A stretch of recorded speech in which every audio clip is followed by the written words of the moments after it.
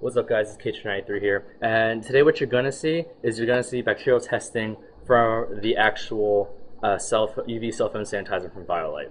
I got this product out for review a while ago, but I never got the chance to actually bacterially test it. And I have access to my school's lab today, and so I'm going to be doing that for you. Now I'm recording this after I actually did the testing, so I'm just going to explain to you guys what you guys are going to see. First of all, you're going to see this machine right here, this apparatus. This here is called a laminar flow hood. This is the little environment that you work with and you culture your things, you transfer bacteria and stuff like that. And basically what this is, right now I have a UV light on, and that basically kills any bacteria that's inside of this machine right now. And as you guys may know, UV light obviously kills germs, and that's what this is supposed to do in smaller fashion. And so basically I had this turned on with some of the things inside, and those things include cotton swabs to transfer the bacteria from my iPod to the Petri dishes, which are these circular discs that you saw, that you're going to see in my video. And this little beaker was filled with distilled water, so I could easily transfer the bacteria, because you can't really transfer bacteria on a dry surface. And the reason why I'm telling you all this now is because this thing has a blower on it, it circulates air, and it gets pretty loud. So it's not even warming up yet, but it gets really loud once it's warmed up. And so that's why I'm doing this now. I'm going to be doing a voiceover later to show you guys what I was doing. Oh yeah, you also saw me spray this stuff. This is ethyl alcohol. Alcohol obviously kills germs and stuff. So I sprayed that on my arms, my gloves, my hands. I wore a mask. I sprayed everything before it went inside this flow hood, just so I can keep everything clean. And hopefully you guys are convinced that this is a very controlled experiment. I've been doing science fair and bacterial testing for 2 years now before this, and so I'm pretty experienced with that. And so hopefully you guys will be convinced that this was a fair test. And I'll explain more while I'm actually showing the video of what I was actually doing the procedure-wise.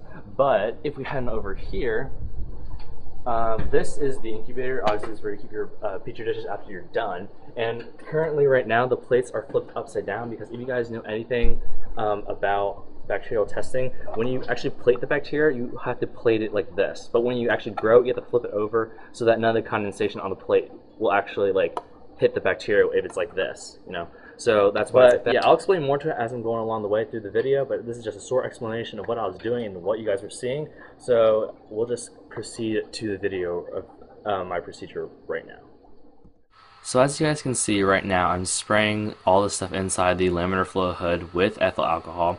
It's a very generous coating, so you guys can be assured that the bacteria inside there is pretty much killed. And I just did a cut there because I took a while just to get gloves and stuff, because they're on the other side of the room.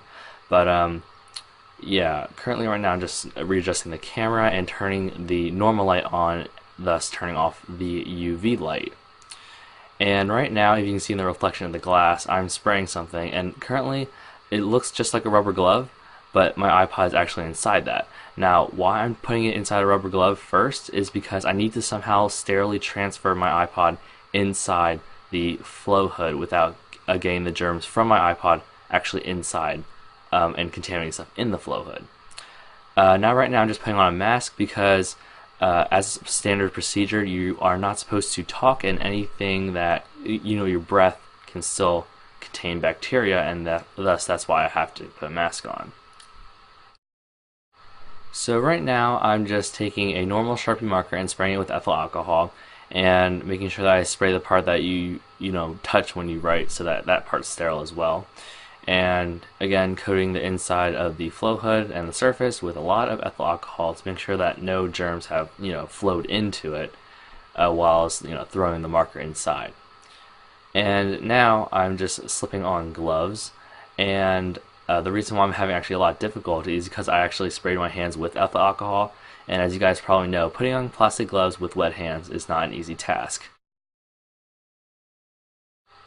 So now that I finally got my glove on, what I'm doing now is that I'm taking these Petri dishes and I'm spraying them with ethyl alcohol, and all those puffs and little wisps are the ethyl alcohol, and as you can see, I'm spraying myself as I'm putting my hand inside.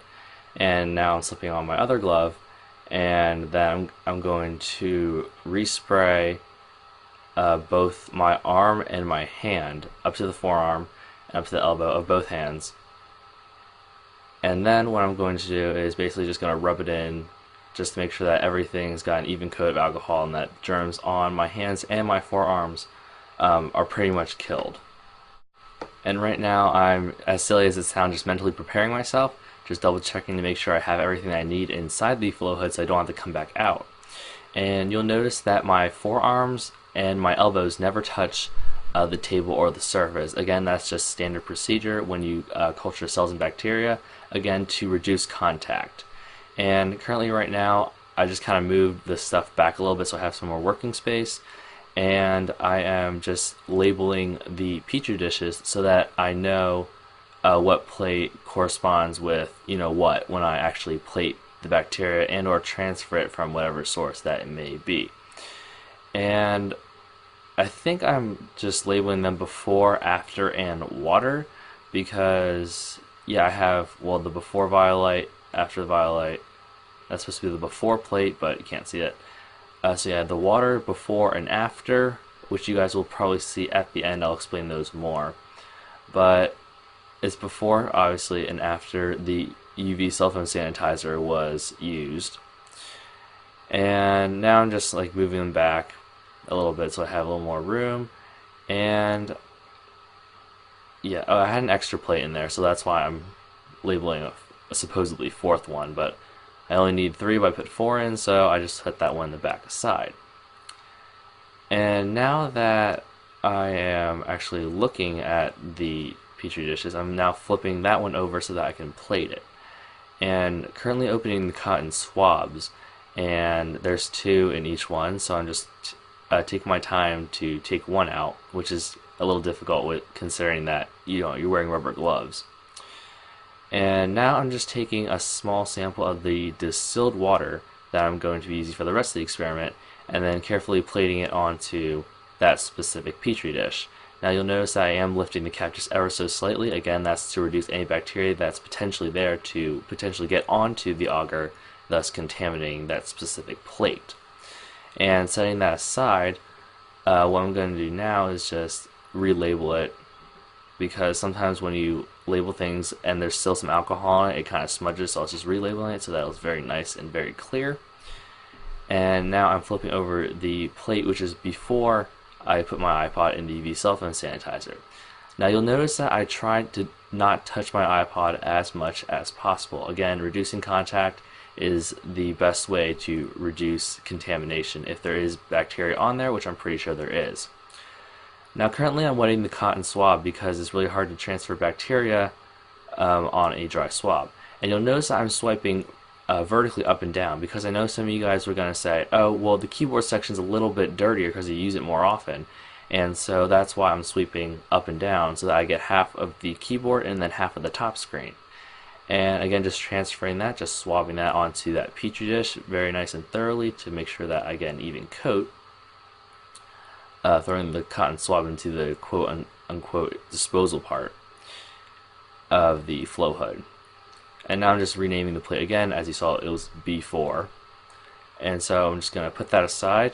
And then what I'm going to do now is basically the big part of the experiment, which is to place my iPod into the UV Cell Phone Sanitizer. And now you'll notice that this is pretty much the only time I touch my iPod, because after I put the cap on and after the light starts glowing blue, as you see there, that is the time when I am just gathering up everything and then taking it out. Right now I'm just taking the trash out and then leaving it as it goes. And then I'll cut to the section where the Violight UV Cell Phone Sanitizer is stopped working after its cycle, and then I'm just going to continue from there. So now that the UV Cell Phone Sanitizer has stopped its complete cycle, as you can tell by the lack of glowing blue light, I'm now going to respray pretty much the whole flow hood again to make sure that, when I left and when I'm about to enter, there's no bacteria there. And this is a completely new set of gloves, and you have to dispose of your gloves once you bring your hands out of the flow hood, because any air has potential bacteria in it. So I had to dispose of those and get new gloves, which of course, like I said before, are quite a pain to put on.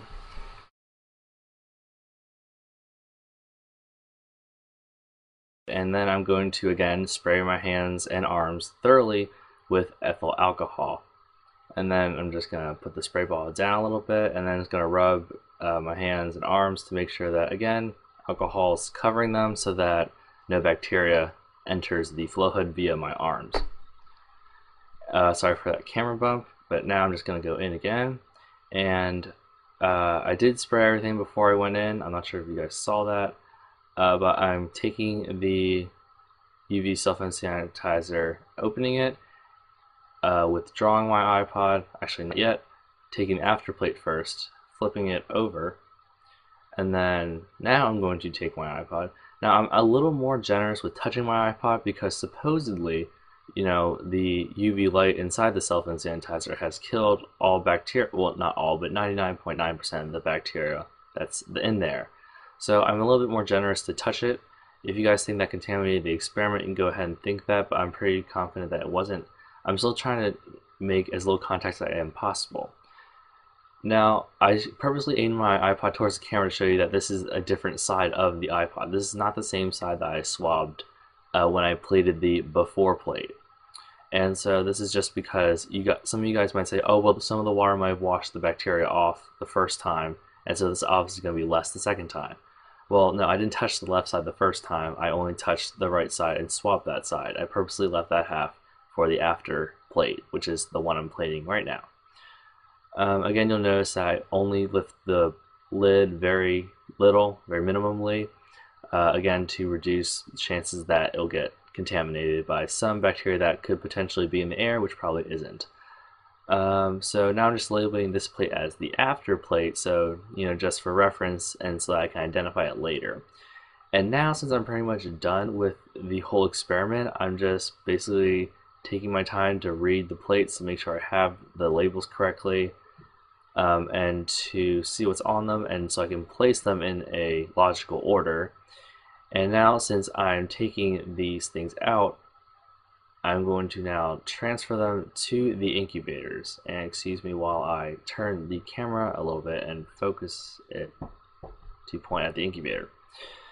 And even though this is in more of an aerated situation where, you know, it's more open to the air, I still have to, you know, be cautious and stuff. And again, spraying the seal around the glass door and, you know, the inside with ethyl alcohol, as well as the handle, and also my arms again, since they've been exposed to the air, trying to kill off as much bacteria as I possibly can, so that when I open the door, which I am right now by turning the knob so slightly, and then spraying the petri dishes again before they go in, because there's a chance that on the table that I put them down on there's a little bit of bacteria. So I'm going to be taking those plates up from the table now, and then I'm just going to be spraying them all around from every angle with ethyl alcohol to make sure that the bacteria that's possibly on the plate does not get transferred into the plates themselves. And I'm just going to open the incubator just ever so slightly, just so that I can put the petri dishes inside the incubator. And now just going to spray the inside of the incubator with a lot of alcohol to make sure that no bacteria is inside of it, as much as possible anyway, and then sealing it shut. And so that's pretty much the procedure part.